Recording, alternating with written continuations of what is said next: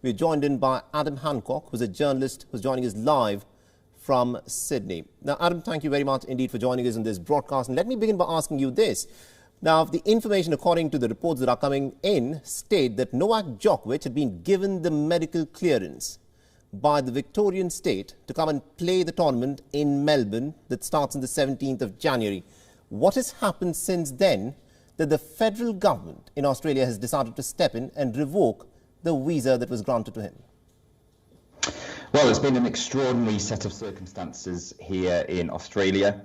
We first got wind a couple of days ago that Novak Djokovic was granted an exemption to enter the Australian Open. Remember, the Australian Open have quite strict regulations in terms of staff and players needing to be fully vaccinated.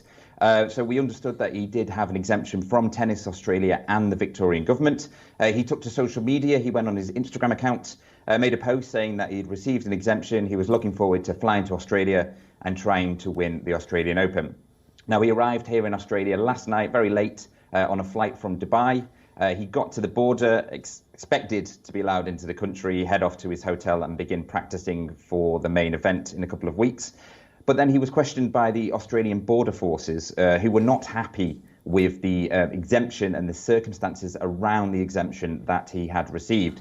Therefore, he was questioned for a number of hours. He was kept in a separate room in the airport. His father was very angry about the situation. He said he was in a specific room with an armed guard outside of the room. It was a number of hours later before we heard word that the Australian border officials were not happy with the exemption and the circumstances around his visa. We were then told that he would not be allowed into the country. His visa would be revoked and he would effectively be deported.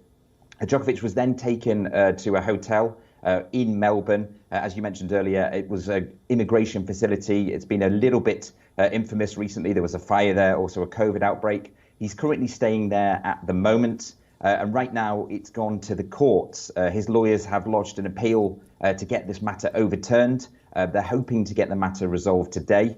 Currently, we're about 15 minutes from that hearing beginning again. We understand Djokovic is still in the detention centre. A couple of local reports are saying that he's asked to actually be moved to a hotel that has a tennis court so he can continue practicing. Now, whether or not that's an indication that perhaps he thinks that this will be solved in the courts imminently and he will be able to enter the country. But it's really opened up a lot of questions. Firstly, what were the terms of the exemption that he was given? We understand that 26 players and officials applied for exemptions to play at the Australian Open without being fully vaccinated, and only a handful were given the right to enter the country. So what was the difference between their case and Djokovic's? Also, why was he allowed to board the plane in the first place if this was going to be an issue? So there's lots of questions, a little bit of finger pointing going on between the federal government, Tennis Australia, the state government. Nobody quite clear exactly who has made the decisions and on what grounds. But at the moment, Novak Djokovic holed up in a hotel in Melbourne, awaiting to hear his fate. You know, for people who are looking at this story develop in Australia, it's almost baffling that a 20-time Grand Slam champion and arguably one of the greatest tennis players of all time finds himself in a bit of a soup, possibly not of all his own entire doing. There's a lot of people are going to ask this question because as soon as Novak Djokovic made those social media posts saying that he will be defending his title at Melbourne, there was a lot of social media outrage that began immediately on the internet. Is that what prompted Scott Morrison, the Prime Minister of Australia, to come forth and make that very strong statement that he did? And is that what has now resulted in this entire controversy where the federal government in Australia seems to have crumbled because of the social media pressure? Well, it's certainly an interesting discussion to be had. Scott Morrison is under a lot of pressure politically, especially when it comes to issues of borders. Australia has had some of the strictest border measures in the world in relation to COVID-19. Thousands of Australians have found themselves stranded outside of the country pretty much since the pandemic began. And politically, it's quite a sensitive topic. There was a couple of cases of high-profile individuals and celebrities being able to skip hotel quarantine in the height of the pandemic when Australia's borders were closed. So understandably, when this subject comes up, a world-famous tennis player possibly being allowed to be exempt from rules that other people would have to follow. Understandably, there was a lot of outrage. You only had to look on social media here in Australia, read a couple of forums to get a real sense of the anger. And I'm sure Scott Morrison would have been well aware of that. He had previously spoken about the case and almost played it off, effectively saying it was a matter for the Victorian government and Tennis Australia. But today, he was much, much stronger. We heard the quote from him shortly saying rules are rules and no exemptions will be made. And there is an argument to be said that he's kind of reflecting the national mood. A lot of people that I've spoke to today here in Australia saying that why was he even allowed in the first place? Why can't he just follow the rules like everybody else? It's a difficult situation for the player, obviously. He has been given the exemption. You know, he was well within his rights to get on the plane and head to Australia.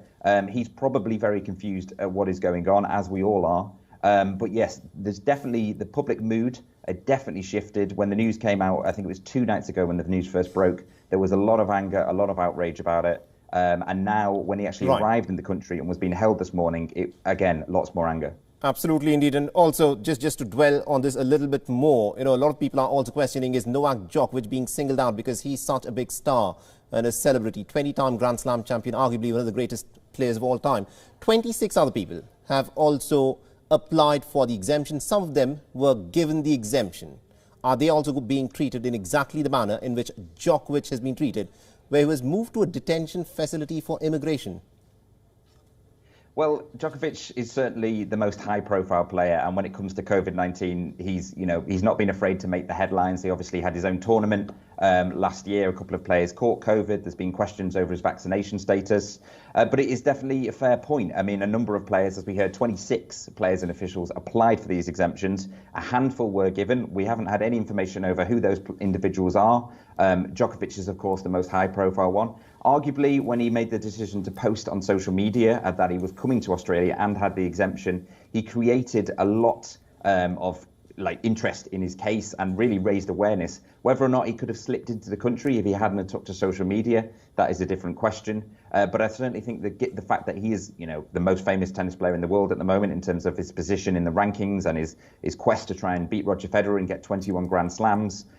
He's a bit of a controversial figure here in Australia as well. Obviously, he wasn't very happy that he had to quarantine for 2 weeks last year. He was moved from the standard hotel to a more luxurious apartment. And a very famous tennis player here, Nick Kyrgios, has been very outspoken about Djokovic and in particular his behaviour when it comes to COVID. So, yeah, it's no surprise that he's hit the headlines. Absolutely, indeed. Thank you very much indeed for joining us and getting us all those updates there from Sydney. Pleasure speaking with you, Adam Hancock. WION is now available in your country. Download the app now and get all the news on the move.